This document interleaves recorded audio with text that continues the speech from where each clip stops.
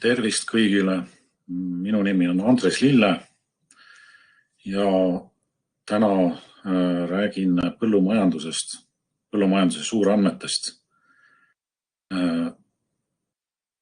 Oma ametilt ma olen tegelikult IT-ala peal, töötan põhiliselt mitmesuguste analüüside kallal, on need nii süsteemianalüüsid, ärianalüüsid, kui ka siis andmeanalüüsid ja suurandmete analüüsid. Ja täna on plaanis siis anda nii, ütleme, sellist üldist infot nii kogu põllumajanduse suurandmete kohta, kui ka tegelikult mõne koha peale päris detaili tehnika mõttes ära. Sissejuhatuse peale väga palju aega vast ei kulutagi, et lähme siis kohe teema juurde. Räägin siis täna ühest konkreetsest projektist, mis on läbi viidud sinna 2019 aastal ja mille jätk peaks tegelikult ka varsti tulema. Ja nimelt tegemist on siis põllumajanduse suurandmete projektiga, õigemini programmiga, mis sisaldab mitmeid projekte. Ja põhimõtteliselt on tegemist sellise teadmussiirde programmiga, kus mitte me ei räägi ainult sellisest tehnilisest analüüsimisest, kaardistamisest ärilises mõttes, vaid tegelikult on terve rida igasuguseid ka teavitusüritusi selle programmi raames. Võib-olla keegi teist juhtus ka ühele suuremale üritusele, mis meil selle eelmise etapiga seoses oli selline konverents Tartus Maaülikoolis, et seal rääkisime samuti antud teemast. Seal oli kohal nii Euroopa Komisjon kui mitmesugused tootjate organisatsioonid ja ka esinesid seal. Aga tänane jutt on tegelikult siis nende eelmiste üritustega jätk mingis mõttes. Nüüd on meil see esimene etapp läbi ja saame rääkida suhteliselt konkreetselt erinevatest asjadest. Ja kuidas meil see asi siis üles ehitatud oli, et meil tellijaks on tegelikult siis PRIA ja Maaeluministeerium. PRIA korraldas hanke, konsortsium, kes siin ekraani peal nüüd on näha, tegi pakkumise. Ja siin on kirjas erinevad asutused, Maaülikool, Põllumajandusuuringute Keskus, Eesti Taimekasvatuse Instituut, lisaks erafirmad, E-Agronom ja Tieto. Ja põhimõtteliselt meil tööjaotus oli selline, et teadusasutused siis tegelesid selliste põhimõttelisemate asjadega, suundade kujundamisega ja siis IT-firmad tegid konkreetseid analüüse, valmistasid ette prototüüpe, koostasid dokumentatsiooni tehnilises mõttes. Ja kõik need asjad, mis toodeti, mis on avalikud, need on üleval siis ka siin all näidatud veebiaadressidel. Pikk.ee on erinevad tutvustused ja viited ja lisaks on siis tegelikult agroandmed.ee aadressil on selline andmeanalüüsi tulem pluss mitmesugused lisad. Ja seal agroandmed.ee-st saab tegelikult üsna detailse ülevaate, millised andmekogused olid ja siis mis on nende sisu ka üldises mõttes. Ja sealt võib leida, kes nüüd põhjalikumalt andmeanalüüsi vastu huvi tunneb, võib leida ka konkreetseid igasuguseid andmekvaliteedi hinnanguid, statistikat andmekogude sisu kohta. Sealt võib täpsemalt vaadata, aga täna räägiks siis natukese võib-olla üldisemal tasemel. Samas mitte siiski jälle võib-olla liiga üldisel. Hakkan pihta sihukestest põhimõttelisematest küsimustest, et asi see põllumajanduse suurandmete süsteem üldse on, mis on selle eesmärk. On olnud siin erinevaid arvamusi, et meil süsteemid on ju tegelikult kõik olemas juba, et mis me siin veel mingid suurandmete süsteemi teeme. Aga tegelikult tuleb välja, et süsteemid on küll olemas, aga puudub selline integreeriv osa nendel. või see on siis olemas ainult osaliselt. Ja tegelikult puuduvad ka sellised kokkulepped, et kuidas põhimõtteliselt peaks põllumajanduses üldse andmete ristkasutus toimima. Mingid edusammud kindlasti on olemas, et siin Maa-ameti puhul me saame rääkida paljudest andmetest, mida kõik saab ristkasutada, kaardigiid. Aga kui me läheme seal ruumiandmetest juba väljapoole, siis on pilt suhteliselt kesine. Et ühesõnaga suurandmete süsteemi eesmärk on tegelikult viia edasi siis just seda andmete kasutamise integratsiooni osa. Ja sealhulgas siis tegelikult ka need andmed puudutavad ka kaugseiret ja pluss siis erinevad muud andmed veel, mida on päris hulgaliselt ja seda ma kohe ka siis kõik tutvustan.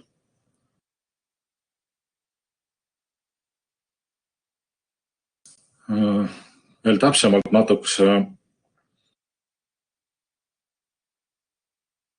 tänasel päeval loodud infosüsteemid, mis on, et need on tegelikult suhteliselt, võime öelda, et kitsa isikute ringi käes konkreetseks ülesandeks mõeldud.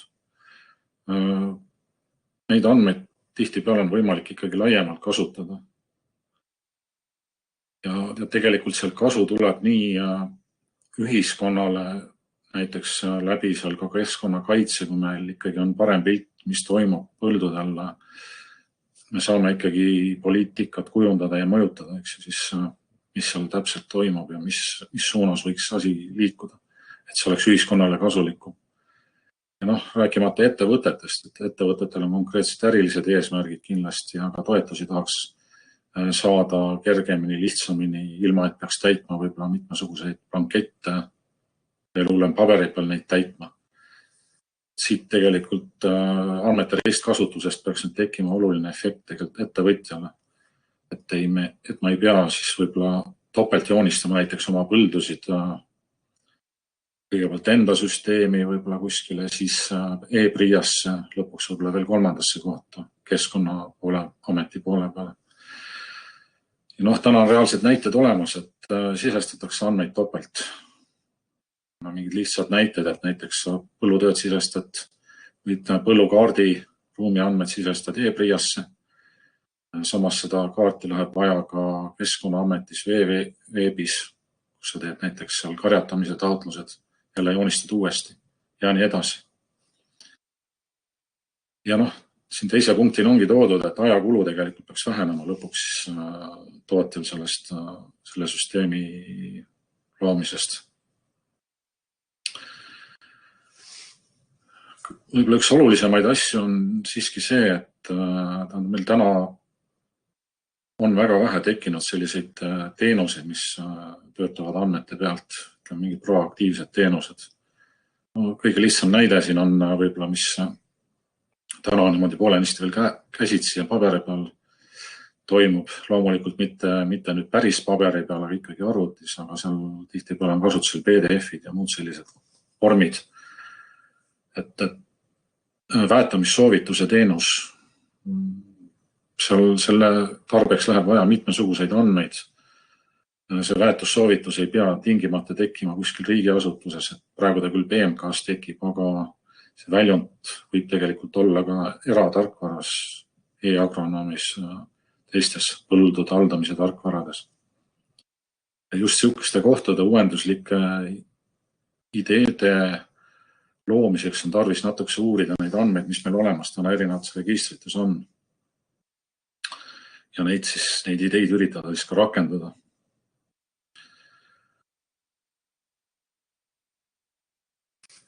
Ja loomulikult, kui meil on täielikum pilt erinevatest andmekogudest, andmetest ja need on kasutatavad, need andmed, meil on võimalik hinnata nende andmete kvaliteeti, see tähendab seda, et lõpuks siis andmete usaldusväärsus muutub oluliselt paremaks. Kui me ikkagi näeme läbi, et kus kohas need andmed tulevad, mis kvaliteediga ja ka kirjeldused juures, et mis nad siis ikkagi on. Ja loomulikult turvalisuse küsimused. Et turvalisuse poole pealt on Eesti Vabariigis muidugi juba palju ära tehtud, et meil on XD ja muud huvitavad lahendused. Aga peab tõdema, et siin on jällegi ka muid variante, kuidas turvata. XT on ikkagi suhteliselt kallis meil tänapäeval veel, praegu küll tehakse seda odavamaks, et kuidas ka väljaspool XT võib-olla saaks turvalisemalt andmeid käidelda. Aga nüüd edasi. Üldiselt me ikkagi selle suurandmete süsteemiga läheme üsna konkreetseid asju lahendama. Esimene asi täpsemalt rääkida siis ongi see erinevates registrites andmete esitamise vähendamine. Ei pea minema näiteks võib-olla tulevikus enam veeveebi, vaid me saame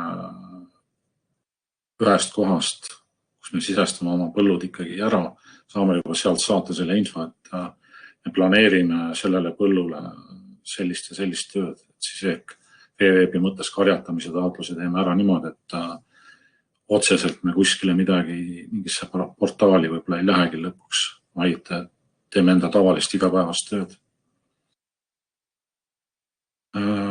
Teine probleem on see, et arendatakse topelt tänasel päeval, kuna võib-olla ei teatagi, et on juba olemas mingi selline ja selline andmete haldamise koht ühtedele teistele andmetele. Siin on jällegi erinevaid näiteid, et näiteks mullastiku kaart, mis meil on olemas, selle haldamine täna toimub Maa-ametis otsapidi, teistpidi ka siis PMK-s. Seal ei ole veel tegelikult selget tööjaotust isegi võib-olla paika pandud.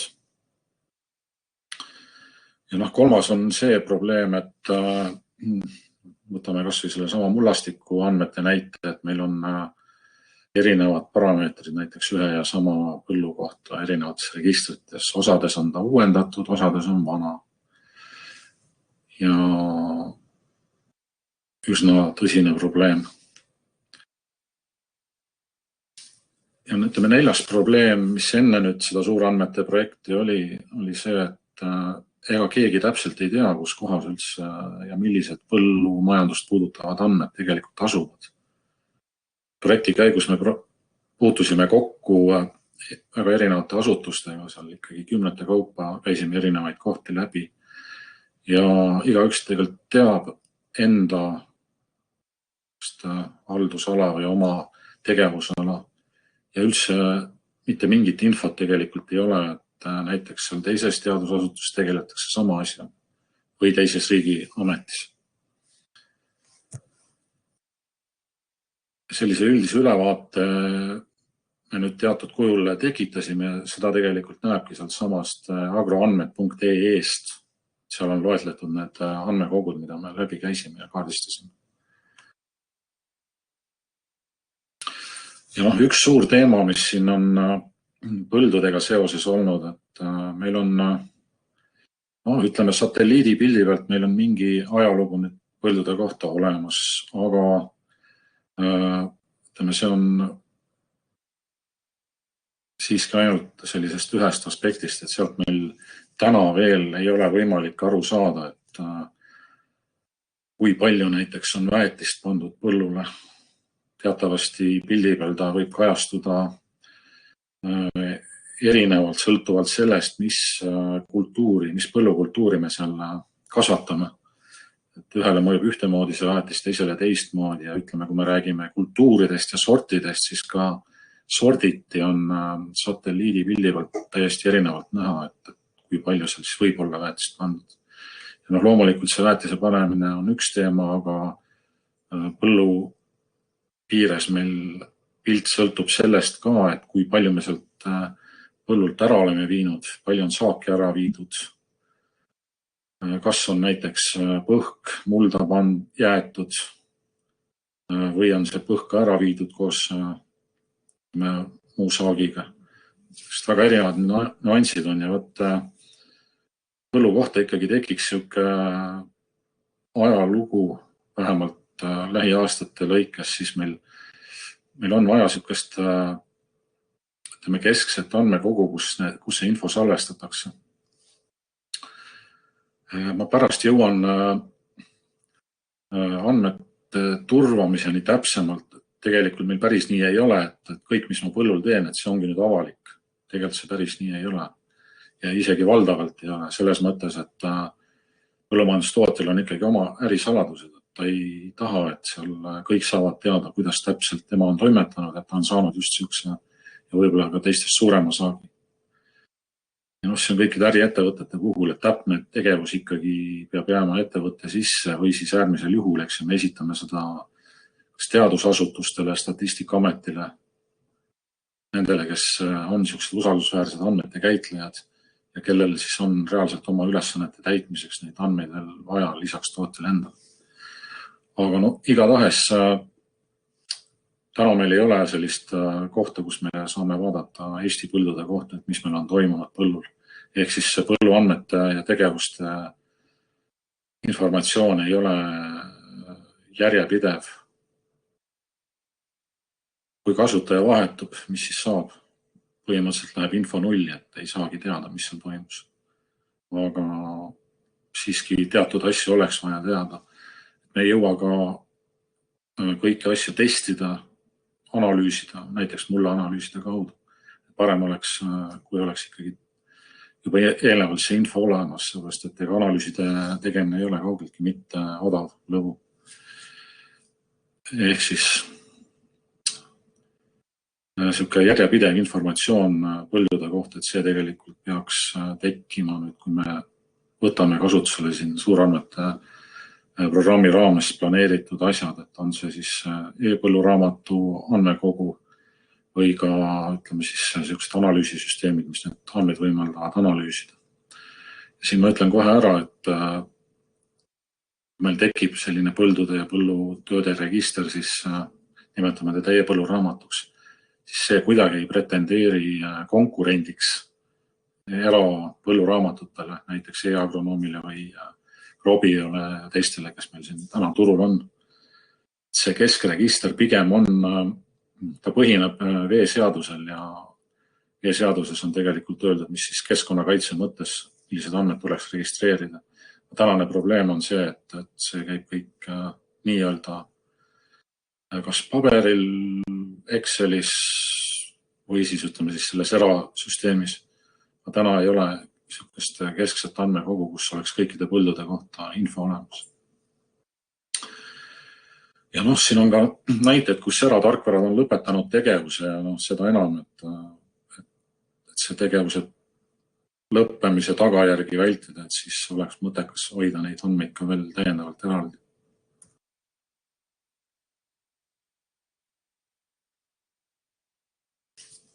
Mis võimalusi see suurandmete süsteem pakuks?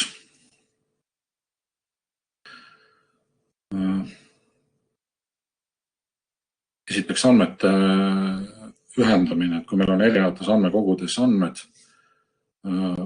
tänasel päeval on niimoodi, et reaalselt meil näiteks tootja tahab mingisugust kokkuvõtet enda põldude kohta. Tal ei ole seda sisuliselt ei ole võimalik saada, kuna selle info kokku toomine on niivõrd suur ja mahukas töö. Nõudes nii tootja enda suurt käsitööd kui ka siis asutuste poolt, kus need andmed asuvad või firmad. Nemad peavad oma baasidest tegema erinevaid päringuid ja enne isegi seda nad peavad vaatama üldse, kas neil on õigust selliseid andmeid välja anda ja reeglina meil andmekogudel on põhimäärused, need ütlevad ära, kellele võib anda, kellele ei või. Reeglina ei võigi anda üldse asutusest väljapoole. Isegi siis, kui on võib-olla see tootja kuidagi nende andmetega seotud.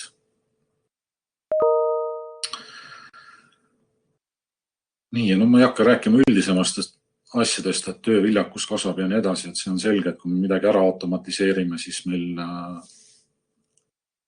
reaalse tootva tööviljakus kindlasti kasvab. Olulised asjad nüüd ettevõtte osas on näiteks sellised, et tootja saab ennast võrrelda teistega. Täna meil on mingeid näiteid juba olemas, aga need on siis ühe tarkvara piires, et näiteks Grobi ja tarkvaras sa saad võrrelda ennast naabritega, kui sa oled andnud loa ka enda andmeid näha. Aga see on nüüd jah, teatud põldudel siis ainult tänasel päeval. Põhimõtteliselt meil ei ole võimalik kõikselt seda vaadata. Et võib-olla üks naaber on kuskil teisest tarkvarast, siis teda me ei näe kuidagi. Ja suur edu oleks suurandmetest just mitmesugustele teadlastele, analüütikutele, kes töötavad välja uusi teenuseid, kas siis riigiasutuses või ka eratarkvaras, eraettevõttes.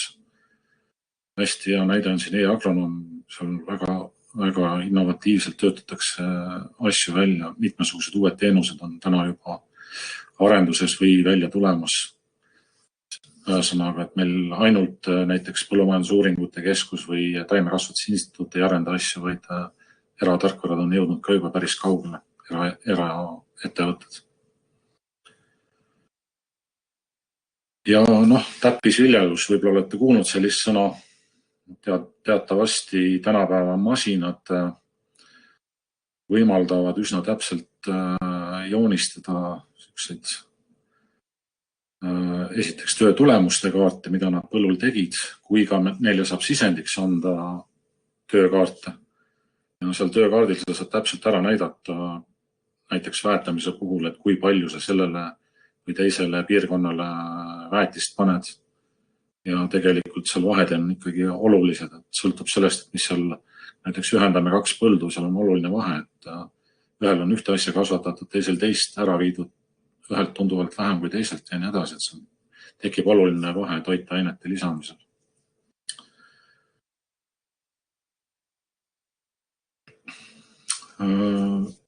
Kindlasti on siin ka rahvusvaheline kontekst, et tänasel päeval nüüd olin just siin isegi teisipäeval ühel Euroopa Komisjoni koosolekul, kus räägiti põllumajanduse andmete jagamisest. Ja tegelikult see suurandmete süsteem ja ka projekt ise tegelikult võimaldab Eestil tunduvalt põhjalikumalt saada ligi ka siis teiste riikide kogemustele. Kuna me kutsume siia teistest riikidest inimesi infot jagama ja nii edasi. See kõik toimub siis selles suurandmete projekti eelarves, nii nagu ta siin eelmises etapis toimub ja ka siis tulevikus.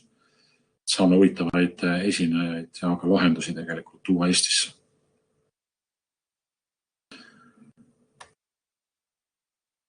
Ma räägiks natukese täpsemalt sellest projekti esimesest etapist. Nimetasime seda teostavusuuringuks. Eesmärk oligi selgitada välja põhiliselt, et kas me räägime mingist reaalsest asjast üldse suurandmete süsteemi puhul, mida on võimalik ära teha. Või on see selline üldine idee, mis on tegelikult levinud üle kõikide asutuste vist Eestis ja üle ka Euroopa riikide. Suurandmed on väga kuum sõna. Tahtsime jõuda selgusele, et on selle taga ikkagi reaalselt midagi, kas me saame Eestis midagi selle nime all rakendada. Ja esimene samm oli see, et me selgitasime välja siis, millised andmekogud meil üldse Eestis on. Tegime esialgse listi, töö käigus see hakkas kohe täienema, see oli hästi huvitav. Teine punkt, mida me uurisime, oli see, et mis andmed seal andmekogus on ja kuidas nad on kättesaadavad ja kas see, mis on kättesaadav, kas see on kasutatav ja kvaliteetne. Kvaliteet loomulikult on suhteline mõiste, et ühel kasutajal võib-olla on vaja seal mõnda üksikut andmevälja või andmeveergu täiesti piisav kvaliteet. Kui me võtame 4. juurde, siis juba hakkab asi kahtlasemaks võib-olla minema. See 4. veerg ei pruugi enam olla väga hea iseloomustaja nendele andmetele. Ja nende kvaliteetide osas me tegelikult ka seal agroandmed.ee-s oleme publitseerinud mõningaid näiteid. Kõike seda ei tasu puhta kullana võtta, aga seal on kindlasti mingisugused trendid ja mingid pidepunktid, mida võib-olla tasub arvestada ühtede või teiste andmetega tegeleda. Ma just ei maininud, et see teostatavusuuring kestis 1 aasta ja loomulikult 1 aastaga me ei jõua kõikidesse andmekogudesse põhjalikult süveneda, kuid siiski me ikkagi üsna palju tegime andmeanalüüse ja kvaliteeti analüüsisime. 3. punkt on siin, et kirjeldada siis see andmeid integreeriv süsteem ja selle me tegime ära, dokumentatsioone võib igaüks lugeda, need on üleval. Küll, mida ei saanud avaldada, oli täpsed andmeanalüüside tulemused, et siin paljud on siiski asutuse siseseks kasutamiseks ja üksikandmete ehk siis kirjete tasemel me ei saa seal midagi avaldada. Selle tõttu osad analüüsiaruanded võib-olla on ka siin mitte avaldatud kujul ja siis ütleme piisava, ütleme, kui on tõsine vajadus ja mingi ülesanne võetud antud andmekogu osas, et siis kindlasti ka need aruanded on võimalik kätte saada. Mis on väga oluline ja mille kallal Euroopast laiemalt praegu töö käib, õiguslik pool. Teatavasti meil andmekogud on kõik mingiks otstarbeks loodud ja nad ei tohi andmeid tegelikult väljastada muudeks otstarveteks. Ja eesmärk oli siis aru saada, et kas meil see nii-öelda suurandmete lahendus on õiguslikult võimalik juurutada. Ja jõudsime sellega ka teatavasse seisu lõpuks selle analüüsile.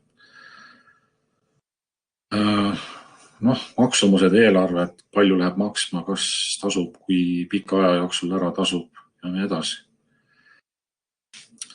Kõik need aspektid vaatlesime läbi, seal oli palju igasuguseid alameesmärke veel, mida ma ei hakka kõike siin mainima, aga kuhu me siis lõpuks välja jõudsime, nüüd hakkan rääkima juba projekti tulemitest. Nüüd antud pilt iseloomustab nii-öelda siis seda põllumajanduse andmete ökosüsteemi, nimetame teda niimoodi. Ja siin on näha nüüd sellises huvitavas vormis, et seda nüüd ei tasu vaadelda kui ühte sellist infotehnoloogilist diagrammi. Aga siin on loetletud asjad, mis puudutavad siis seda põllumajandust. Siin on, hakkame siit altpoolt vaatama, et ütleme, siin rohelised kastid on meil siis need erinevad andmestikud või andmekogud. Ühe selle andmestiku või andmekogu või selle rohelise kasti sees võib olla ka mitu infosüsteemi, mitu registrit. Siit on tegelikult näha, et juba ainuüksi see üldine pealiskaudne loetelu on üsnagi pikk. Nagu raske on isegi ette kujutada võib-olla, et meil võib olla nii palju erinevat liiki andmeid põllumajanduse kohta. Ja tegelikult, nagu ma seal enne mainisin, et ka ühe andmekogu inimesed tihtipeale ei teadnud, et on veel terve rida selliseid ja selliseid asju. Ja see oligi siis ka selle analüüsi eesmärk, et selline pilt tekitada.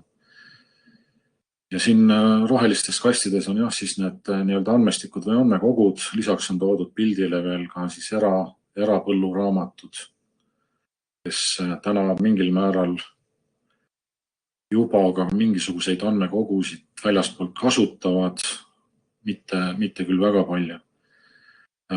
Lisaks on siin näha selline asi nagu portaal.agri.ee. Veel lisaks, mis siin ei ole nüüd nimeliselt küll välja toodud, on ka PRIA, eks ju, e-PRIA, erinevad portaalid. Samas Agri.ee ja siis e-PRIA nad on mõlemad nii-öelda kliendiportaalid, ehk siit tekib juba see, et põllumehel on 2 kohta, kus asju ajada oma põllu raames. Rääkimata sellest, et on veel näiteks ka 3. veeveeb. Ja veel on tegelikult neid väiksemaid ja suuremaid kohti, kus siis oleks vaja toimetada. Ja lõppkokkuvõttes siis on niimoodi, et see suurandmete süsteem, mis ei ole üks suur terviklik süsteem, vaid tegelikult pigem, ütleme, terve rida mitmesuguseid teenuseid, mis isegi ei pruugi olla ühes serveris. Et siis see suurandmete süsteemi teenuskiht peaks siis ühendama lõpuks neid erinevaid andmekogusid niimoodi, et on võimalik ühest teise saada andmeid ühtede samade reeglite järgi. Aga nüüd mõne sõnaga kommenteerin siin neid andmestike endid, et näiteks katsetuste andmed, põldkatsed, sordivõrdluskatsed, see on üks temaatika täiesti eraldi. Tegeleb Taimekasvatuse Instituut, Põllumajandusuuringute Keskus. Suuremad tootjad tegelikult ka mingil määral tegelevad kindlasti. Siis üks huvitav teema on täiesti iseseisev ja tehniline masinaandmed. Masinaandmed selles mõttes, et just põllumajanduse tootmise mõttes, et meil on masinad, nendele tänapäeval on vaja anda ette juhtandmed, et lihtsalt ei piisa sellest, et meil on keegi masinaspetsialist, kes siis toimetab selle masinaga. Meil on konkreetselt vaja infosüsteemiga see traktor ära ühendada või kombain ja anda talle tööandmed ette. Võib asi lõppeda sellega, et traktor sõidab lõpuks ise mööda põldu ilma, et juhti vaja oleks. Aga tänasel päeval vist veel ei ole riskitud nii kaugele minna, sellepärast, et tegelikult mis on probleem, et meil andmestik on puudulik. Põllul võib olla mingeid takistusi näiteks, mida see traktor ei oska arvestada. See tähendab tohutut kahju, kui ta kohtub selle takistusega. Ja siin, ma ei tea, kombain näiteks satub mingisuguse suure posti või kivi otsa, siis me räägime ikkagi 340 000 kahjust juba eurost. Et see masinaandmed on üks väga huvitav teema ja tegelikult veel vähe arenenud. Osad tootjad kasutavad, paljud mitte. Siis on igasugused administratiivsed andmed Euroopa Liidu poole pealt. Meil on igasugused nõuded põllumajandustootmisele. See info on PRIAs olemas teatud määral, ütleme mitte teatud määral, aga teatud kujul on ta olemas. PRIA veebis ka, aga me ei saa automaatselt kuidagi enda põllu kohta seda infot kätte, et mida me nüüd peame näiteks see aasta tegema või mida me ei tohi teha. Tänasel päeval see ikkagi käsitsi liigub see info suhteliselt. Üks suur valdkond on ruumiandmed. Erinevad kaardid, kaardikihid, ortofotod, satelliidi pildid. Mitme koha peal on neid andmeid tekitatud, on olemas Eestis mitu portaali ruumiandmete jaoks. On Maa-ameti geoportaal, on Eesti geoportaal, PRIA avaldab teatavaid ruumiandmeid, BMK-l on oma kaardiserver, jällegi terve rida, kus siis nüüd tootja peaks suutma üles leida endale vajalikku. Toetuste administreerimine, omaette valdkond. Väga palju infot sisestatakse, kasutatakse PRIAs seest põhiliselt, aga tootjale tegelikult ka paras koormus. Agrometeoroloogia. Üldiselt põllumajanduses ei piisa sellest, kui meil on ainult sellised üldised näitajad nagu õhutemperatuur ja tuulesuund. Mingite operatsioonide puhul me saame seda infot kasutada, aga ta ei ole põllu mõttes ikkagi piisavalt täpne, et meil tulevad juurde ka sellised asjad nagu mullatemperatuur ja mullaniiskus, veel rida näitajaid. Täna tegelikult Eestis ei ole ka katvat sellist süsteemi, kus meil oleks võimalik kas prognoose saada või ka kõige lihtsamat asja, et millised näitajad meil on olnud sellel põllul läbi siin nüüd hooaja või ka aastate lõikes. On olemas erinevates Excelites jällegi info, on olemas erinevates meteoroloogia jaamade, ilmajaamade portaalides, aga sellist kättesaadavat kohta ei ole täna tegelikult olemas ja ilmajaamade katvus on erinevates süsteemides. Suhteliselt hakitud. Võib-olla üks paremini Eestit kattev süsteem on maantee ilmajaamad. Aga maantee ilmajaamadest me saame ka mingil kujul need andmed, mis ei pruugi sobida jällegi kohe nüüd põllumehele. Esiteks on need näiteks temperatuur kõrgemalt mõõdetud, on vaja tuua ta maapinna temperatuuriks ja nii edasi. Seal on mitmesuguseid küsimusi. Siis keskkonnainfo, keskkonnaload. Mainisin ennem veeveebi, seal on näiteks sama karjatamise taotlused, sõnniku laotamise taotlused vaja põllumehel esitada, kui ta tegeleb nende asjadega. Siis on toodud siia ka e-põlluraamatu andmekogu, aga see on jällegi nüüd erinevates tarkvarades laiali või ka osaliselt paberil, Excelis, kus iganes integreerimata. Põllumajandusameti süsteemid, sordiregister, väetiste register, ka igasugused administreerimise andmed. Siis mullaanalüüsid. Kõik tootjad peavad kindlasti siis tellima mullaanalüüse, kui nad tahavad mingeid toetusi saada, aga loomulikult endale pildi selgitamiseks on ka vaja mullaanalüüse teha. Ja täna nüüd BMK-s on selline mullaanalüüside andmekogu ja see ulatub kuskile aastasse 2002. Ja võt see on nüüd üks hästi oluline jällegi tootjale, et tal võimalikult mugav oleks neid mullaanalüüside andmeid kätte saada ja ka võib-olla siis väikest ajalugu seal ja võrrelda seal näiteks saakidega, et saakide ja tehtud operatsioonidega ja kuhu see mullaanalüüs siis lõpuks nüüd näitab, et mis toitainete bilanss ikkagi on. See on kindlasti üks olulisemaid asju, kui me räägime siin just taimekasvatusest. Enne ma vist ei maininud, et antud projekt on põhiliselt taimekasvatuse keskne, ehk siis mitmesugune teraviljakasvatus, muude taimede kasvatus. Aga muidugi mitte ainult, et meil ka looma pool tuleb hiljem juurde, ma natuke seal räägin sellest. Ja on veel lisaks nendele andmetele sellistele, mis on otseselt tootjaga seotud, on ka sellised statistikasüsteemid, et on olemas üle-euroopaline FADENi võrgustik, kus kõikidest riikidest Euroopas kogutakse põllumajanduse info ja see on siis nagu statistiline ettevõtte erinevad näitajad, samamoodi väetiste kohta, et kui palju mida on pandud.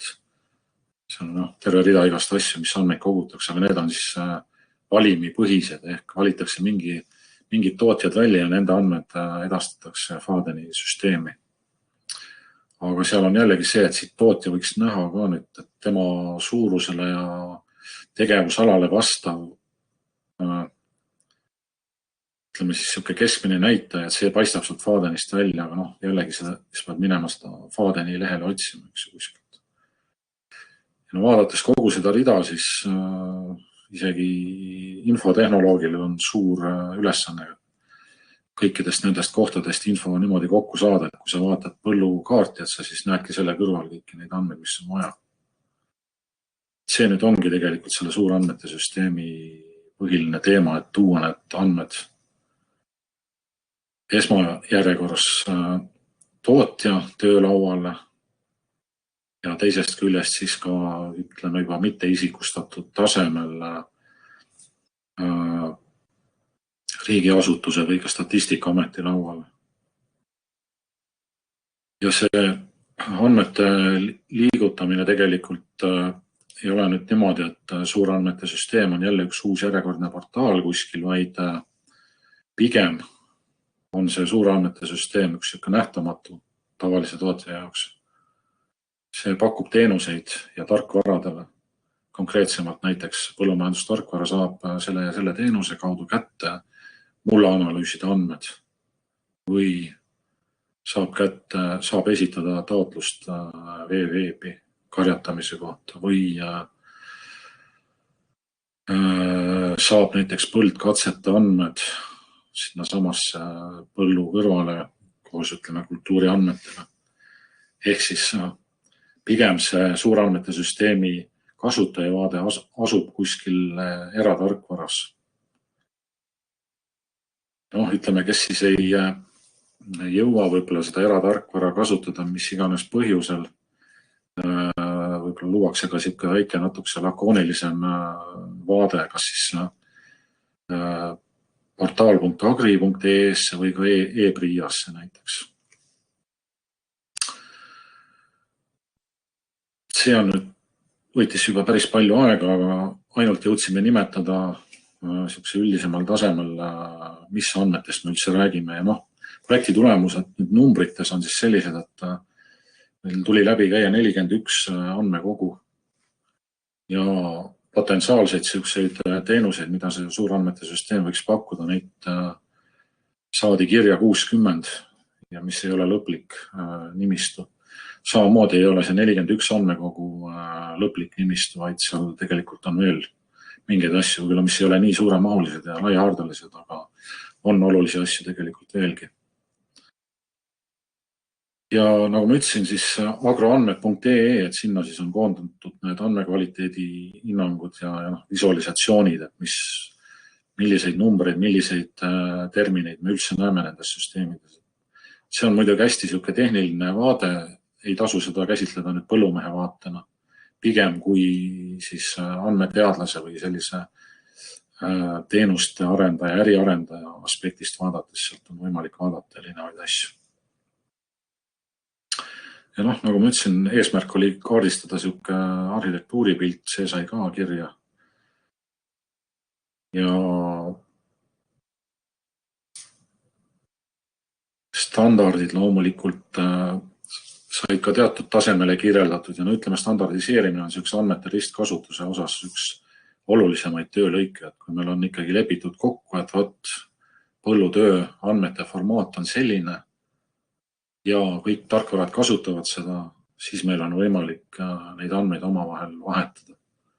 Näiteks klient läheb ühest tarkvarast teise oma andmetega, kui on standardsed andmed, see on kliendi jaoks mugav. Samamoodi on tagasitulek mugav, seda ma kindlasti tahaks rõhutada.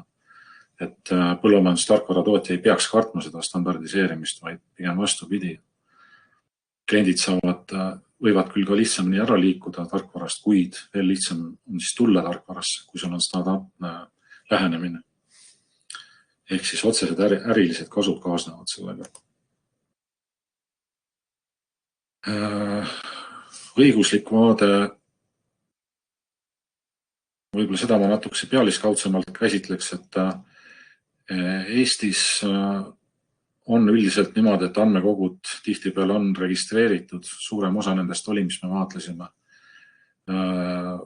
Seal on registreeringus on ette nähtud, mis andmeid nad võivad, just riiklikud, millised andmed nad võivad käidelda. Lisaks on see, et kes võib ligi pääseda, mille alusel, milliseid kanaleid pidi tihtipeale on paika pandud. Ja nii ongi, et see, mis on sinna kirjutatud, see on paigas, aga kuidas nüüd rist kasutada? Sisuliselt jõudsime selleni, et koostasime ühe seaduse projekti, mis ongi siis nii-öelda suurandmete süsteemi seadus. Ja ütleme, sellega oleks võimalik reguleerida nüüd ära, kuidas need andmed niimoodi liikuma hakkaksid ja mis standardite põhjal nad peaksid olema vormistatud, et nad üldse võiksid liikuda.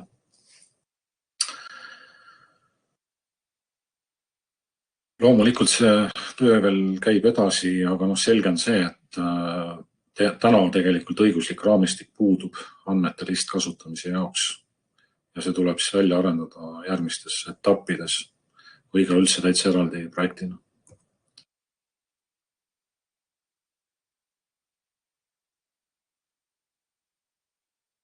Ja uuringu järeldused nüüd numbriliselt või protsendiliselt olid siis sellised, et rääkides just andmekogudest, ütleme 83%, mis seal nüüd sellel suurel pildil olid, et need tegelikult neid on võimalik kaasata, neid on ka vajalik kaasata, neid andmeid.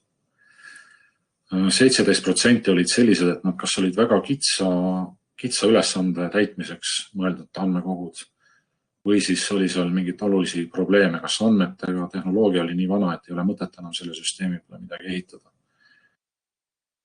Ja seal veel oli mingisuguseid õiguslikke momente, miks ei saa neid kasutada ja nii edasi.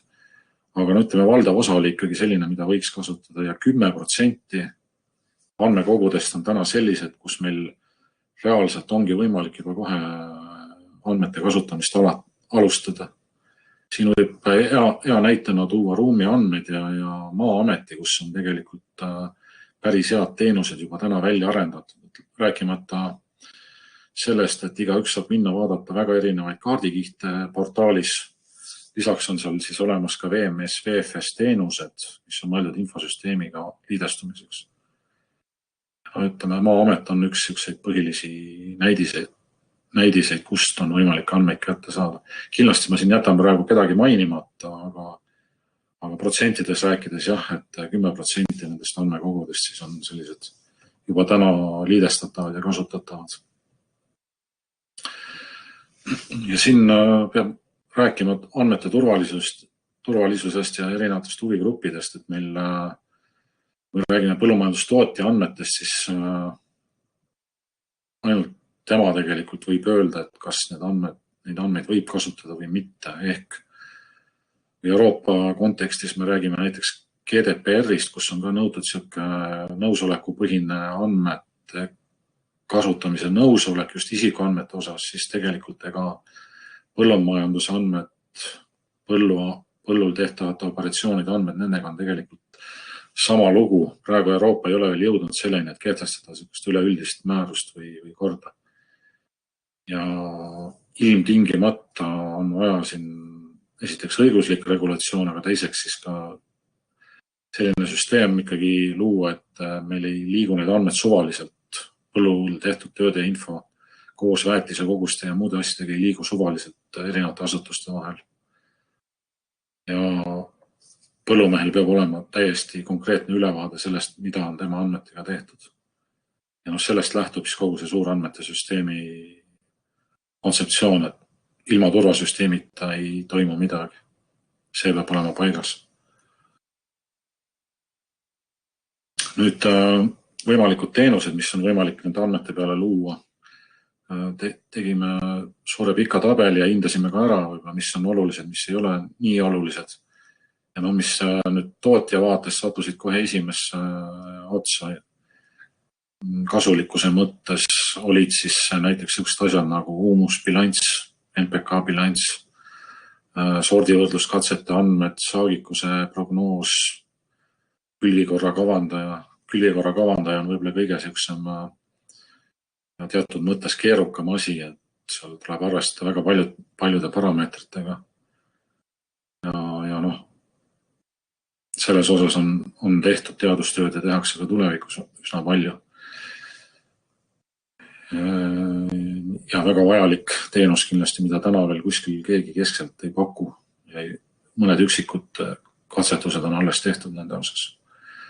Ja nii edasi, et siin kõik need andmestikud, mis ma rääkisin, et ilmaandmete integreerimine.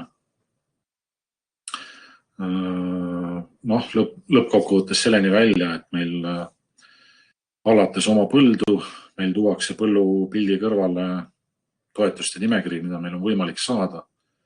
Klikkides sealt siis toetusel, võib-olla pannes ka väikse allkirja kuhugi, läheb juba taotlusteele PRIA poole. Kuni selliste teenusteni välja. Loomulikult seal arendus, mis selleks tuleb teha, et selline asi toimiks, see on ikkagi märkimisväärne, aga tulevik ilmselt on selline, et me ei pea kolama mööda kõiki neid süsteeme ja portaale, vaid meil oma arvutis saame kõik asjad ära teha, mis on oma tarkvarast või siis ütleme ühest kohast vähemalt saame kõik lõpetades taotlustega siis ära teha, mis on vajalik põllupidamiseks. Ja siin kindlasti ka see kaugseire pool, et vähegi suurem ettevõtte tal tegelikult läheb ju vaja juba siis ikkagi kaugseiret ka, et näeks ära näiteks, kuidas seal rohemassi indeks on muutunud põllul erinevates põlluosades, kuidas ta aastate lõikes on käitunud see NDVI ehk siis rohemassi indeks. Nii et satelliidid tulevad ka siit kohe konkreetselt sisse ja tänasel päeval on juba erinevaid lahendusi nendes asjades ka olemas, aga mis on muidugi võib-olla selline küsimärk veel täna, et näiteks kas ma saan satelliidi pildi kaudu teada, kui palju mul on vaja toitaineid põllul. Ja olles täna isiklikult osalenud seal ühes Euroopa projektis, siis näiteks hispaanlased juba räägivad sellest, et nad tahavad satelliidi pildi indeksite alusel hakata väärtussoovitusi andma. Ja selliseid teemasid siin tegelikult on palju, siin niiskusindeksid ja nii edasi, et kõik see üritada saada kätte satelliidi pildi pealt, et see on ka siis üks suur teema. Ja tegelikult muidugi need andmed on olnud juba ammu olemas Euroopas vist isegi 90-ndatest kvaliteetsed andmed. Aga tegelikult tänasel päeval on ikkagi, võiks olla rohkem igasuguseid teenuseid selles osas. Ja muidugi üks küsimus ka on siin, et võib-olla just kaugseire kogukonnale, et mis need teenused ikkagi tulevikus võiks hakata olema. Nii, kahjuks praegu siin nüüd ei jõua rohkem teenustest rääkida. Võib-olla mõned näited veel. Siin on näha üks PMK teenus, siis väärtustarbekaart. All on siin näha reljeefikaart ja siis on ka siin mullakaart, vist kui ma õieti aru saan. Ja siia peale on siis joonistatud nüüd PMK andmete alusel on need siis mullanalüüsid ja ka mingid täpsustatud näitajad veel. On siis erinevate värvidega joonistatud, et kui palju me midagi peame siis panema põllule juurde, et kasvaks selline saak. See on ka nüüd oluline punkt, et väetamine ei ole absoluutne suurus, vaid sõltuvalt sellest, kui palju me saaki tahame saada, tuleb meil siis ka väetada. Aga see ei ole lineaarne seos, vaid sõltub erinevatest asjadest. Esiteks mullast ja siis ka, ütleme, saagi kogus ei ole lineaarselt seotud väetamisega. Ühel põllul ta võib olla ka ühtemoodi, teisel teistmoodi see seos. Sõltub, milline on see mulla koostis nii, ütleme siis struktuuri mõttes kui toitainete sisalduse mõttes eelnevatest seal hooaegadest. Täna, ütleme, on teatud kujul siis selline teenus olemas, mida muidugi oleks vaja nüüd täiustada, ütleme siis selle suurandmete süsteemi abil ja just eelkõige selle e-põlluraamatu osa abil. Et tuua siia sisse siis ka need tööde tagajärjed, ehk siis palju ära viidi, palju juurde pandi ja nii edasi.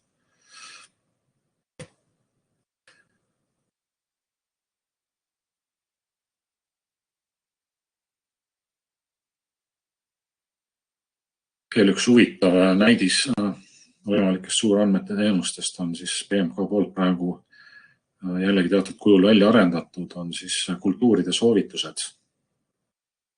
Ehk kas põllumajandustootja peaks siis selle pildi pealt nüüd saama aru, et kas mul on mõttekas panna siia sellele põllule kartul või hoopis nisu. Või veel mingi kolmas asi. Seda on võimalik täna siis PMK lehelt näha.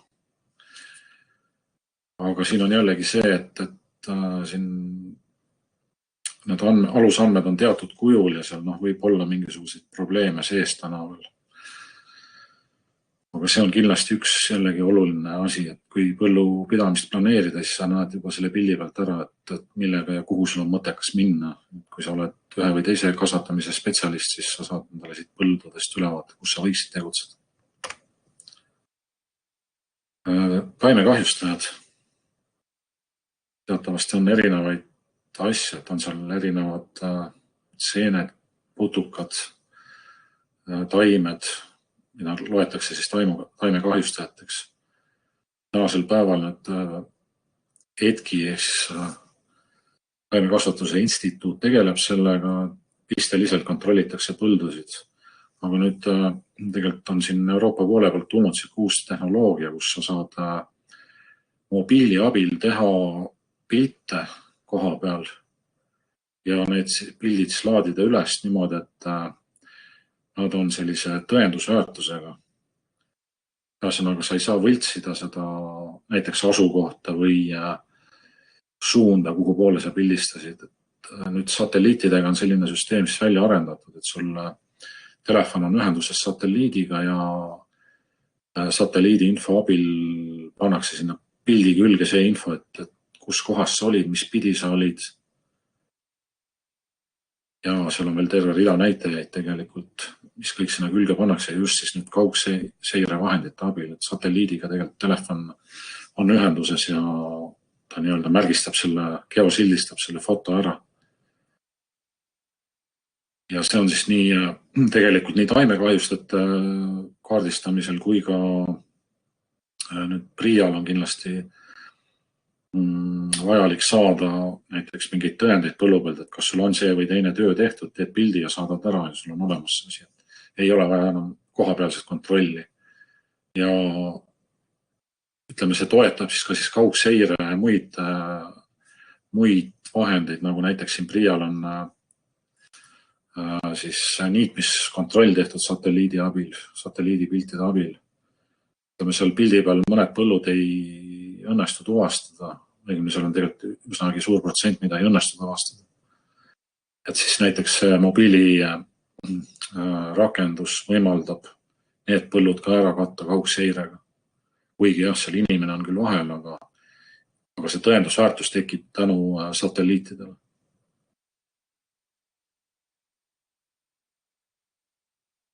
Nii siin veel näidiseid, ütleme ka nüüd juhtute vaatama seda agroandmed.ee, siis seal on selliseid pilte on üksjagu.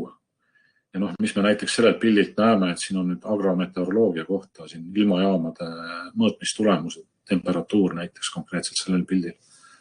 Ja mis siin on näha, et mingid enamik jaamu jookseb nagu ühte joont pidi, aga mõned tulemused on sootuks erinevad. Ja mis siin siis küsimus on? Kõrgem temperatuur, see on erinevalt teistest jaamadest näitab seda, et on mingi teise metoodika alusel mõõdetud. Näiteks võib-olla see on hoopis kuskil sees sisetingimustes. Jaam ei asu väljas, vaid kuskil mingisuguses taimede kasvatamise hoones näiteks. Ei ole võrreldavad andmed teistega.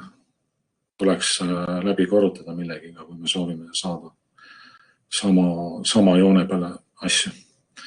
Ja siin on näha sirged jooned, mis iseloomustavad seda, et jaam ei ole töötanud näiteks sellel ajal. Ja veel mingid täitsa huvitavaid asju, mis ei ole nagu üldse mitte millegagi. Ja palja silmaga, kui me vaatame näiteks meteoroloogia andmeid, meil ei ole võimalik, ütleme reeglina, leida neid selliseid probleeme sealt üles. Selle jaoks ongi tegelikult vaja siis ka spetsiaalsed visualiseerimisvahendid, ka töötlusvahendid, et meil õnnestuks üldse kätte saada need probleemid või ütleme kitsaskohad andmetes. Eelkõige see, et kas need andmed just sobivad meie ülesande lahendamiseks, peaks siis andma ülevaate selline analüüs. Ja lähtuvalt sellistest analüüsidest meil tekkisid ka projekti käigus konkreetsed ettepanekud, et kui me tahame agrometeoroloogiat arendada, siis me peame kehtestama ühtse metoodika. Keskkonnaagentuuril ilmateenistusel on täna tegelikult olemas üks metoodika, aga see nüüd ei sätesta jällegi põllumajanduse osast väga täpselt. Nii et ühesõnaga meil on suur andmete süsteemi abil on võimalik hinnata tulevikus andmete kvaliteeti. See kvaliteet on jällegi suhteline. Ma ütlen, et see, et nüüd keegi mõõtis nendel siseruumides temperatuuris ei tähenda, et need on ebakvaliteetsed, vaid et lihtsalt mingite ülesannete lahendamiseks me neid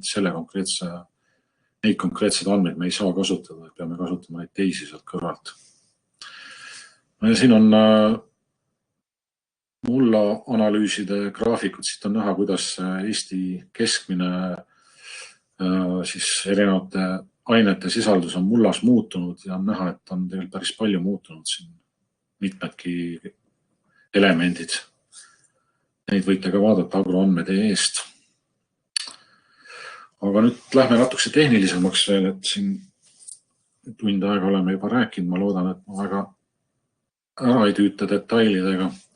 Aga nüüd, keda huvitab infosüsteemi arhitektuur, siis siin see pilt näitab seda, et meil on need andmekogud allpool. Et suur andmete süsteem tegelikult ongi see sama teenuskiht. Täna selle teenuskihi arendamist sisuliselt on juba BMK alustanud ja seal näiteks selle mulla analüüside ja väärtussoovituste osas on selline teenuskiht olemas. Ja siin peal on see erinevad rakendused selle teenuskihi peal. Erapõlluraamat tooks kindlalt esile kohe. Ja võib-olla isegi valdavalt tulevikus võikski olla see niinimetatud põlluraamat, see süsteem, mis seda teenuste väljundit just tootjale näitab. Ja see suurandmete teenuskiht siis annab sellele erapõlluraamatule oluliselt sellist laiapõhjalisust juurde ja kandepinda just tootja jaoks. Ja siin on tegelikult täna on ka, ütleme, üks selline sõna, kes on kuulnud, võib-olla on FAST projekt üle-euroopaline. Eesti on üks pilootriikidest selles projektis. See on siis üks põllumajandustootjale mõeldud nõuande rakendus, mis peaks siis toitainete bilanssi lõpuks näitama tootjale enda põllu kohta. Ja lisaks väga oluline kaugseire on ka sinna FAST-i integreeritud. Nimelt NDVI ehk roemassiindeks on seal põldude kohta nähtav. Ja siin kõrval veel on pildlikult toodud siis suure andmete analüüsikeskkond, mis on mõeldud teadlastele. Teadlased saavad siin siis erinevaid analüüse teha mugavamalt, kui nad seni on teinud. Ja siin, mis analüüsi need teadlased seal teevad, see sama näiteks põldkatsete analüüsimine. Kui meil tekib riiklik e-põlluraamat, siis me saame põldude kohta väga põhjalikke analüüse teha. Ja nii edasi, lõpetades siis ministeeriumiga välja, et Maaeluministeerium saab näiteks vaadata, kas põllumajanduses on kriis või ei ole kriisi.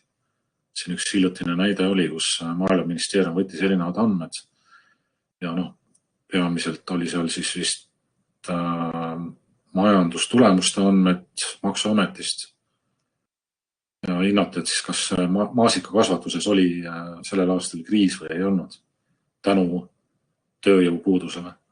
Ja käivetest selgus, et kuskil 10-15% olid käibed keskmiselt langenud. See tähendab seda, et suurt kriisi ei olnud, oli väike nõks allapoole võib-olla. Aga vaadates ajakirjandust ja muid allikaid, et tundus olema väga suur kriis. Et see ongi see andmepõhine asjade vaatlemine, et tegelikult andmete pealt meil võib paista välja sootuks midagi muud, mis meil nagu tundub. Ja suurandmete süsteemi kasusaajad, põllumajandustootja, teadlane, poliitikakujundaja ja väga oluline on see tarkvaratootja siin just.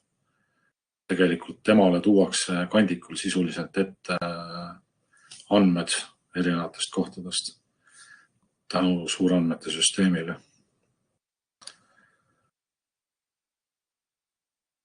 Mõni sõna strateegiast veel, et kuhu me jõudsime siis, et tähendab, ei ole võimalik, et meil tekib siuke keskne lahendus, kuhu kõik andmed kokku laetakse.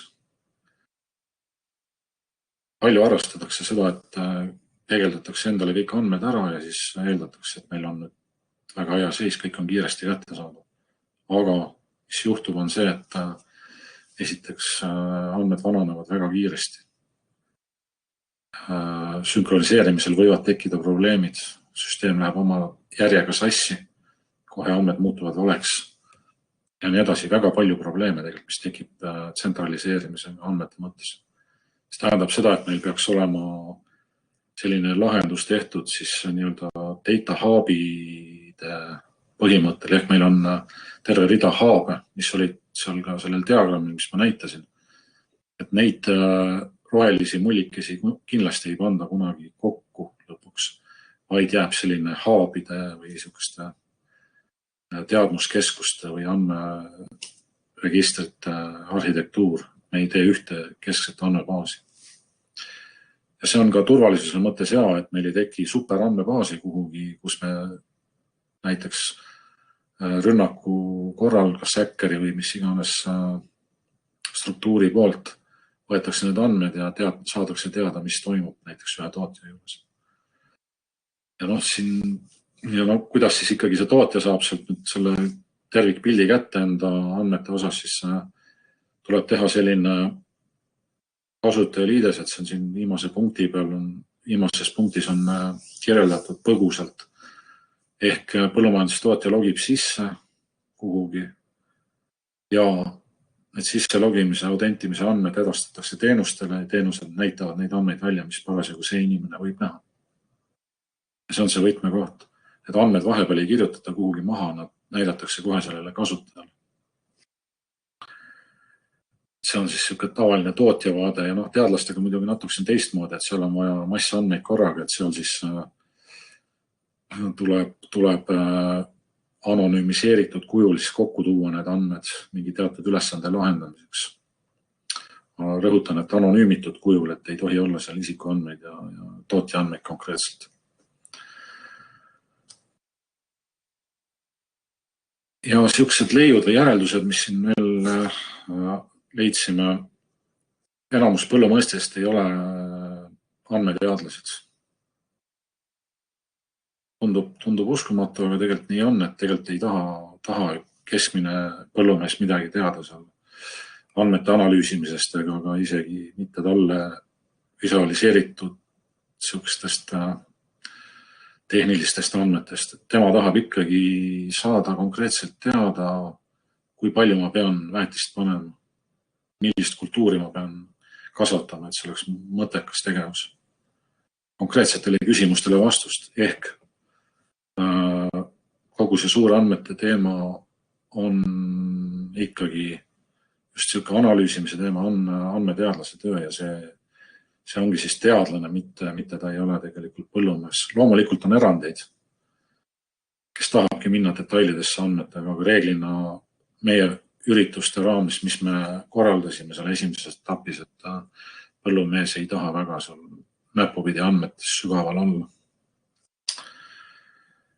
Ja teine asi masina andmete osas on selline mitmesugune seis erinevates kohtades, et ei ole kõige mugavam hetkel see teema põllumehe jaoks.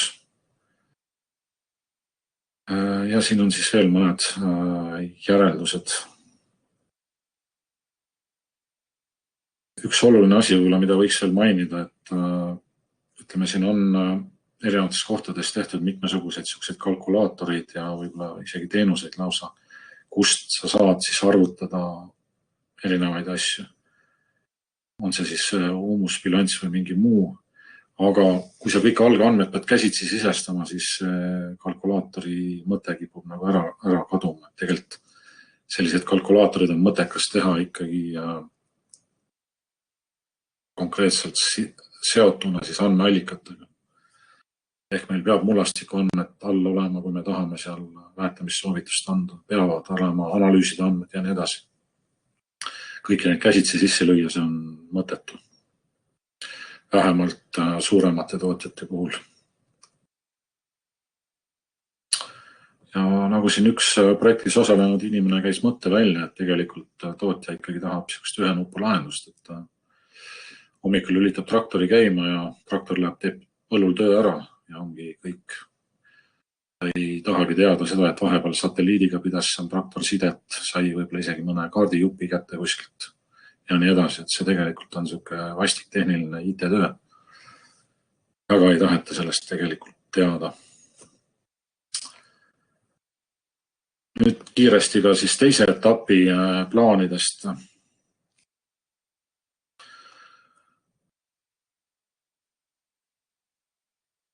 Siin üks näidisteenuse natukese sissevaade. Saagikuse prognoos. Siin saagikuse diagramm näitab, kuidas saagikus on läbi aastate muutunud ja sõltuvalt siis millest ta muutub, et siin on erinevad sellised komponendid sellel valemil, mis siis iseloomustab natuke seda saagikuse arvutamist. Ja kui me vaatame hoolega, siis siin on jällegi täiesti erinevad andmestikud, mis siia alla tuleb võtta, et on ilmastik, mullastik, väetamine, masina, erinevad sellised parameetrid ja jäägi all mõeldakse siin siis seda, mis on siis seal põllu peal toimunud, et milline toitainete jääk sinna jäi. See tuleb siis läbi põllutööde ja andmete. Ja põhimõtteliselt täna ei ole väga mugav sellist asja kokku saada. Ütleme nii, et see on isegi võimatu. Sa pead käsitsi ise registreerima võib-olla ilmastikku, seal mullastikku pead otsima mitmetest kohtadest kokku. Väetamise osas jällegi pead siis endale väikse registri tegema, kus sa siis registreerid kõik ja nii edasi, kuidas tehnoloogiat veel arvesse võtta. See nüüd käib juba tegelikult täitsa üle mõistuse või paljudele ikkagi. põhimõtteliselt on vaja ära automatiseerida niisugust andmestiku kokkusaamine, siis meil on mõistlikult võimalik ikkagi saada see saagikuse prognoos. Põhiline on see, et seda tuleks teha võimalikult reaalajas, sest muidu tagantjärgi prognoosi teada saades meil väga suurt kasu sellest enam ei ole. Ja see probleemi lahendamine siis on ka nende samade teenuste eelduste loomine, et saaks neid teenuseid teha kas erapõlluraamat või siis ka mõni asutus. Ja siin mõned asjad võib-olla, mis selle projekti raames konkreetselt ära lahendatakse, on siis, see on praegune plaan, mille veel peab ministeerium loomulikult kinnitama.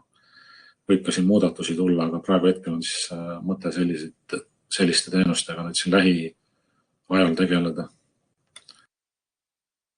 Siin veel Maaeluministeeriumile mõnega teenused võib-olla pakuvad ka teile huvi. Majandustulemuste trendide seire, et see on nüüd paljude igasuguste otsuste aluseks tegelikult. Ja see samamoodi otsapidi, ta läheb sinna kriisisituatsioonide prognoosimisse reaalajas, et teatavasti täna on tehtud juba mingi kriisisituatsioonide prognoosimise süsteem, et on siin, ja see oligi konkreetselt tegelikult Tartu Ülikooli poolt tehtud Maksu- ja Tolliametile. Üks niisugune majandusprognooside süsteem, aga seal oli siis põhiliselt käivete prognoosimine. Aga nende käivete pealt muidugi saabki ka muid järeldusi teha. Ja ütleme, millest veel head pilti täna ei ole võib-olla ministeeriumis ka on siis see väetise ja taimekaitsevahendite kasutus. See on praegu ainult selline statistiline näitaja, mis tegelikult on kasutada. Aga reaalset pilti palju tegelikult on tehtud, asju ei ole.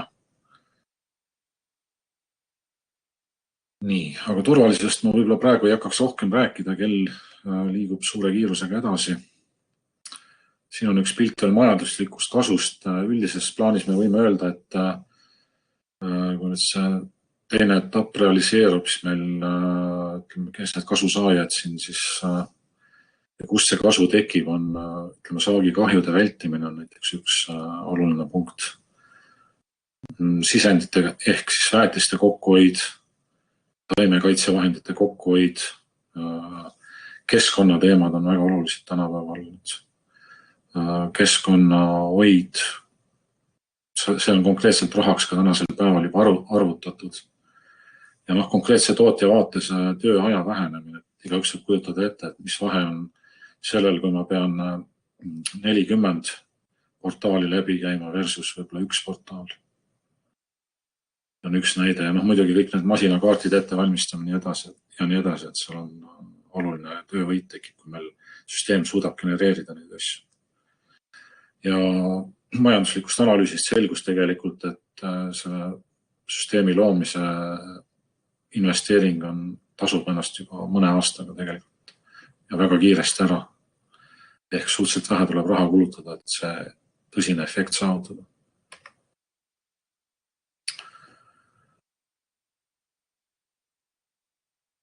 Nii, nendest asjadest ma tegelikult natuke juba rääkisin, et teenuskiht tuleks luua ja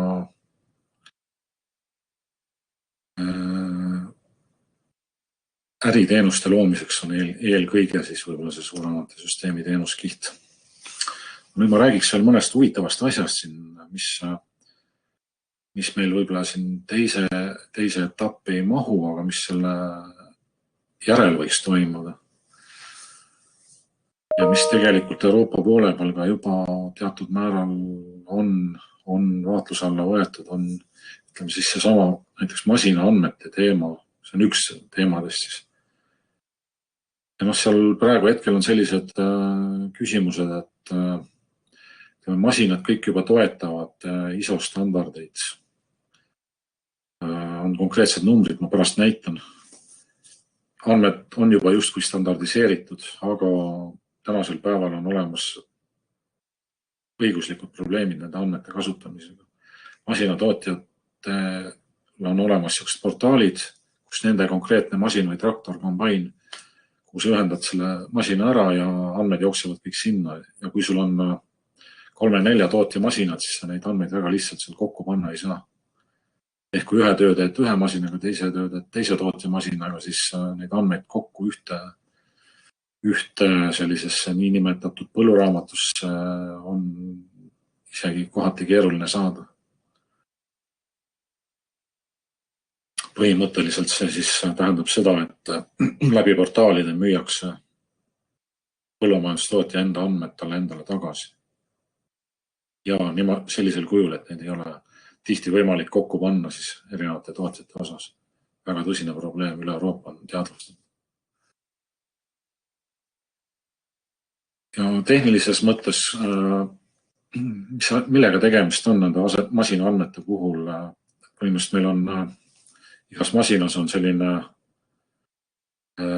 siin, nimetatakse eesti keeles CAN-bus, ja sellele siinile jooksevad kokku, alustades siis juhtekraanidest, korraldused,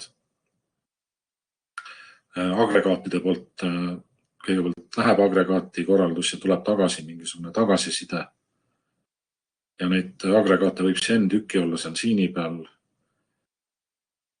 Ja see osa, see CAN-bussi osa on tegelikult täna standardiseeritud, aga mis ei ole standardiseeritud, on siis rakenduse osa just, kuidas neid andmeid seal käsitleda. Ja siin osad inimesed Eestis juba on sellega tegelenud ja tegelikult põllumajandustootja väga ootab, et selline asi tekiks, kus meil on üks rakendus, saame kõikidest masinatest sinna ühte kohta andmed kätte.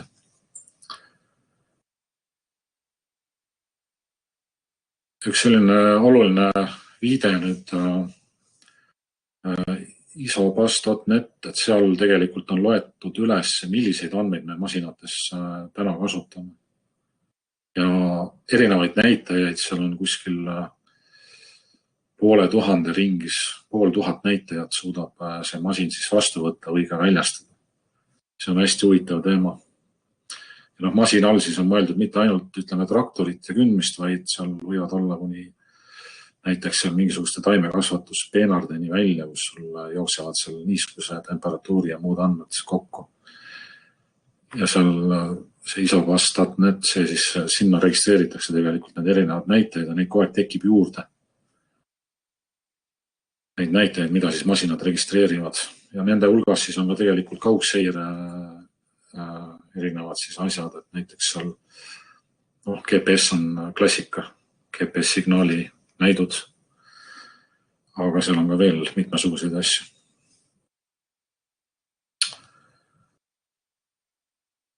Mida nüüd esimeses järgus ei olnud vaatluse alla suurandmete süsteemi analüüsis olid loomaandmed, aga teatavasti meil ka selles osas on väga palju toimunud juba Eestis. Et seal räägitakse, ütleme siis tarneahela digitaliseerimisest ja loomakasvatuse puhul on eriti oluline see, kuna seal on esiteks elusate isenditega tegemist, siis on oluline, et kõik käiks reaalajas ja võimalikult sujuvalt. Ehk siis erinevad osapooled, kes seal tarneahelas on, nad peaksid saama vahetada andmeid omavahel võimalikult hõlpsasti. Ja siin ühe näitena on siis toodud, et mis on täna juba välja töötatud.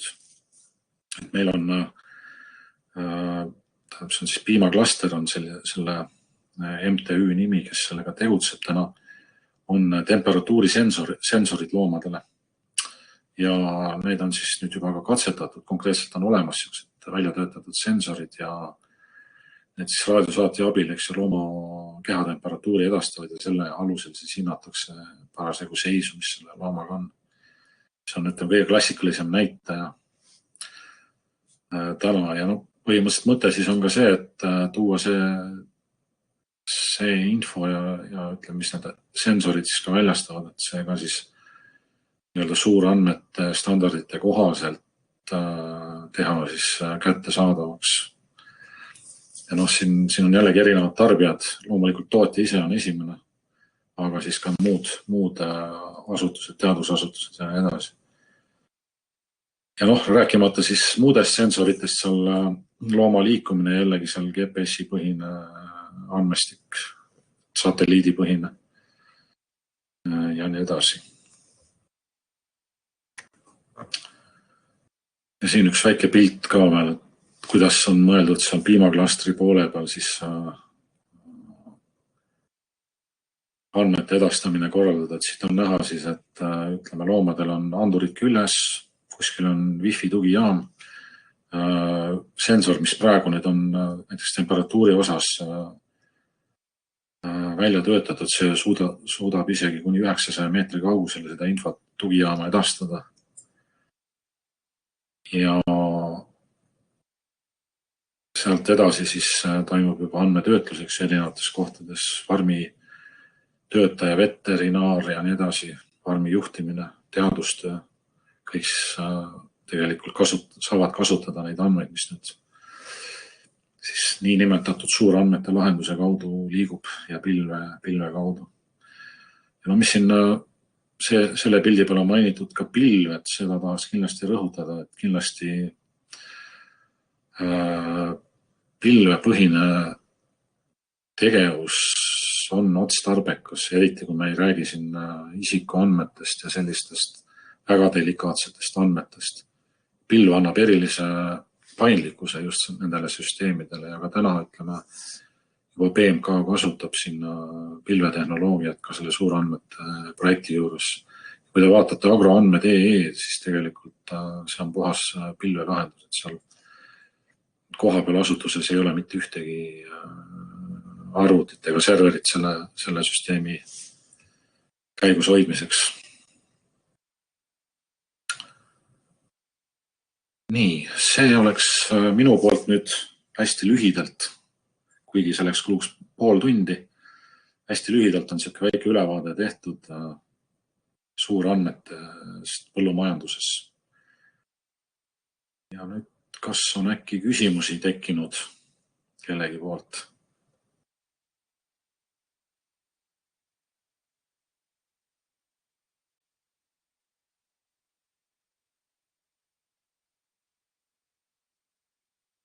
Nii, osad inimesed tundub, et kirjutavad.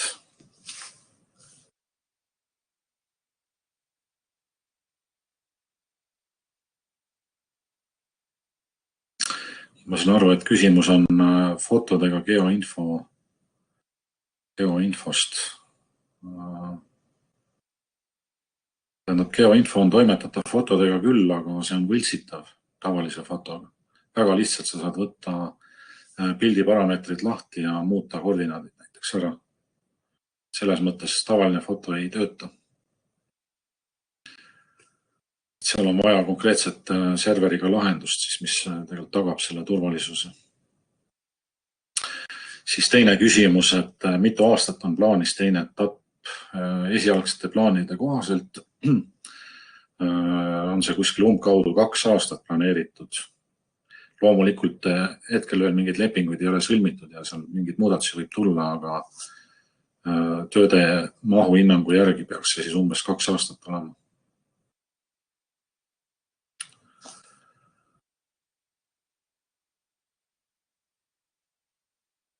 Nii, paistab, et tuleb veel küsimusi.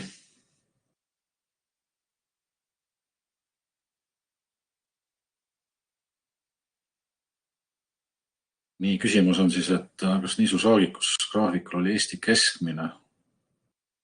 Mis on põhiline tegur, mille arvelt 20 aastaga saagikus 2% on kasvanud? Või 2 korda on kasvanud, et see nüüd tegelikult pigem on küsimus siin BMK-le ja teadlastele, aga seal minu teada oli jah Eesti keskmist kasutatud sellel slaidil, mis ma praegu näitasin. Ja mille arvelt see kasvanud on, see on nüüd jah teadlaste küsimus, et põhimõtteliselt on tegelikult erinevatest allikatest see kasv pärit. Ja nagu näha oli, et tegelikult ka väga suured kõikumised on. Ja võib öelda niimoodi, et kõikumiste osas vähemalt on kõige suurem tegur on ilm. Ja nüüd, mis puudutab üldist kasvutrendi, siis kindlasti kõik need ütleme, väetamissoovitused, ka kultuuride, sortide aretamine, kõik on tegelikult aluseks sellele kasvule.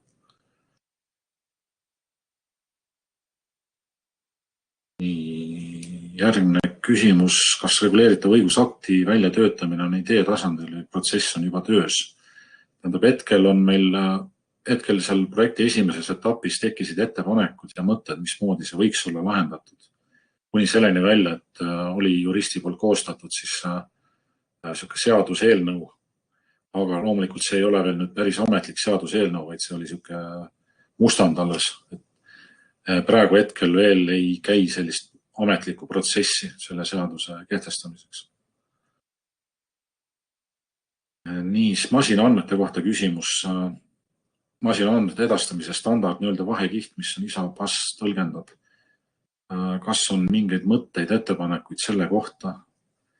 No tegelikult siin mõte oligi seal hästi skemaatiliselt välja toodud, et meil on vaja teha selline tarkvara või rakendus, mis loeb neid ISO-passi andmeid konkreetsest masinast ja viib nad sellisele kujule, et on ühildatav teiste masinate andmetega. Ehk see tarkvaratükk, mis transformeerib neid andmeid, seda on meil vaja. Tean, et siin on tegelikult erinevad tarkvarad, on ka juba tarkvaratootjad on tegelenud sellega ja Eesti tarkvaradel juba olid need mingite masinate osas liidesed olemas. Seal küsimus ongi lihtsalt selles, et andmete kättesaamine masinast ja tõstmine sellisele kujule sealt välja, et oleks loetav või ühildatav, pigem ühildatav, ütleme siis teiste masinatootjate andmetega. Aga siin lahendusi on mitmeid, et üks on see, et masinatootjad võtavad kätte ja lepivad kokku omavahel, kuidas neid andmeid kätte saab ja mis kujul. Teine variant on see, et keegi kolmas arendab välja sellise tarkvara, mis on võimeline erineva tootjate masinatega suhtlema. Ja kolmas asi on siin see, et põhimõtteliselt tuleb võtta maha need õiguslikud piirangud, mis hetkel on. Traktoriga tihtipeale tuleb kaasa litsentsileping, kus on öeldud, et sa ei tohi üldse nende andmetega tegeleda, mis seal ISO-passi peal liiguvad. Et see on selline mitmetahuline probleem. Tehniliselt tarkvara mõttes on see üks programm, aga on ka õiguslikud piirangud praegu. Täpsustusmõtteid standardi kohta, mida seal kasutada. Põhimõtteliselt on isegi vist üleval agroandmed.ee-s või siis oli dokumentatsioonis meil kusagil toodud, et mis need põhilised näitajad on, mida sealt võiks Eesti tingimustes kasutada. Täitsa selline list on olemas. Nii, siis Jaanus Kilgi poolt on siin, et praktiliselt kõik tootjad lubavad API-t. API-d on tõesti olemas, aga ma ütlen, et seal võivad olla erineval kujul need andmed.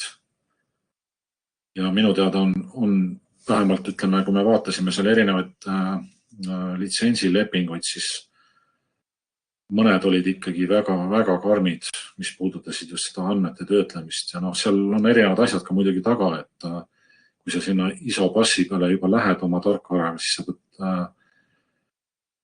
sa võid seal tekitada vea olukordi. See on üks põhjus ka võib-olla, miks ei lasta kohe sinna otse ligi, et näiteks annad käskluse agregaadile, mis ei ole lubatud.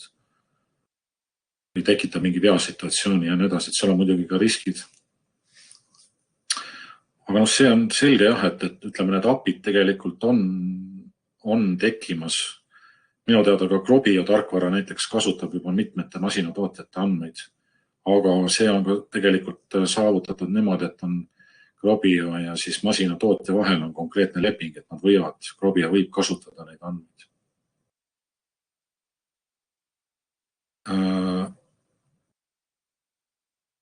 Siis siin infoks veel, et üks Jane Jääger kirjutab, et hollandlased püüavad masina andmete edastamiseks võtta kasutusele e-grappi standardit.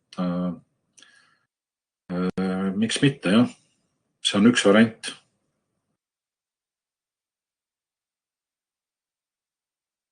Aga ma ütlen, et siin on olemas ka muid standardeid ja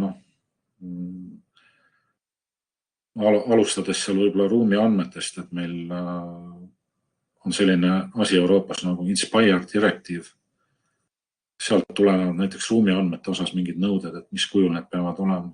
Tegelikult seal on mitmed sellised aspektid, mida tuleb arvestada. Aga jah, selles mõttes Euroopas töö käib hetkel. Ja ma olen aru saanud, et isegi mitmel rindel on see töö.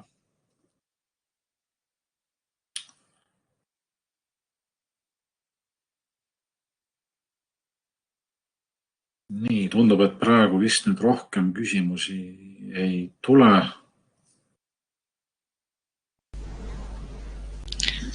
Siis võiks muidugi tänada väga hea ja huvitava ettekande eest ja ma lõpetan ära salvestamise.